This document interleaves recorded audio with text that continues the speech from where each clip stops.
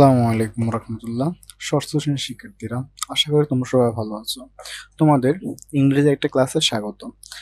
আজকে থেকে আমরা তোমাদের ইংরেজি বইয়ের প্রত্যেকটা অধ্যায় এক এক করে শেষ করব। আশা করি তোমরা আমাদের সাথে থাকবে।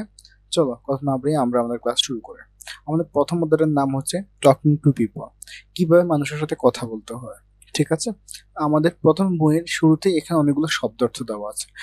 তোমরা এই শব্দার্থগুলো জন্য তোমাদের বইয়ের একবারে শেষ পেজে, ঠিক আছে, ওখানে গ্লোসারি নামে একটা অধ্যায় আছে, ওখানে গেলে সবগুলো শব্দার্থ পেয়ে যাবো। হ্যাঁ, একটা সিনোনিম সহকারে পেয়ে যাবো এবং হচ্ছে এক্সাম্পল সেন্টেন্স সহকারে পেয়ে যাবো। ঠিক আছে, আচ্ছা তাহলে হচ্ছে আমরা আর তোমাদের শব্দার্থগুলো না বলে দিচ্ছি, তোমরা হচ্ছে কষ্ট করে বইয়ের শেষ থেকে এগুলো পড়ে নেবা।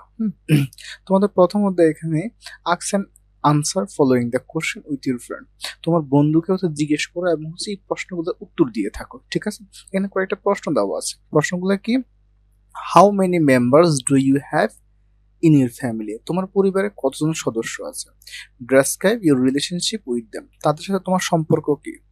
এবং do you talk to your parents in the same way as you talk to your grandparents? তুমি কি তোমার বাবা মার সাথে যেভাবে কথা বলো একইভাবে কি তোমার দাদাদের সাথে কথা বলো? এই তিনটা প্রশ্ন আমাদেরকে উত্তর জানতে চেয়েছিল। তো আমরা হচ্ছে তোমাদের এই প্রশ্নের উত্তরগুলা দিয়ে দেওয়ার চেষ্টা করছি। দেখো, প্রথম প্রশ্ন ছিল আমাদের how many members do you have in your family. তো আমরা এটা অ্যান্সার দিতে পারি I have 4 or 5 members in my family. আমার পরিবারে 4জন অথবা 5জন লোক আছে। Describe your relationship with them. তাদের সাথে তোমার সম্পর্ক কি? আমি প্রশ্নটাকে দুইভাবে লিখতে পারি। একটা হচ্ছে the relationship with them are that, আমার তাদের সাথে আমার সম্পর্ক হচ্ছে যে they are my mother, father, sister and my brothers. ঠিক আছে, 4জন।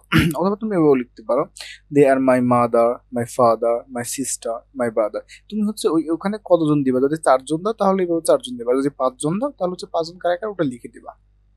Do you talk to your parents in the same way as you talk to your grandparents? তুমি কি তোমার বাবা মার সাথে যেভাবে কথা বলো একইভাবে কি তোমার দাদাদের সাথে কথা বলো? ঠিক আছে, তো এই প্রশ্নের আনসারটা আমি কিভাবে দিব? নো, না, I don't talk to my parents in the same way as I talk to my grand mother's. Sorry, এখানে গ্র্যান্ড মাদার্স না লিখে তোমরা সব হচ্ছে গ্র্যান্ড প্যারেন্টস লিখবা। Green pants. ঠিক আছে, আচ্ছা আমি একইভাবে কথা বলি না, আমি আমার বাবা মার সাথে যেভাবে কথা বলি আমার দাদার সাথে এইভাবে কথা বলি না। ঠিক আছে, I talk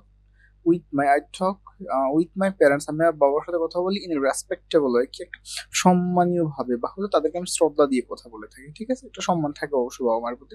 and I talk to my green parents, এবং আমি আমার দাদা দাদির সাথে কথা বলি ইন জলি মোড, একটা হাসি খুশি আহ ভাবে। ঠিক আছে, জলি মানে হচ্ছে কি হাসি খুশি, তো হচ্ছে একটা জাহানি মুড়ি ভাবে কথা বলি। ঠিক আছে, অবশ্যই আমাদের সবার দাদাদের সাথে আমার ভালো সম্পর্ক, তাই আমি তাদের সাথে হাসি খুশি ভাবেই কথা বলে থাকি।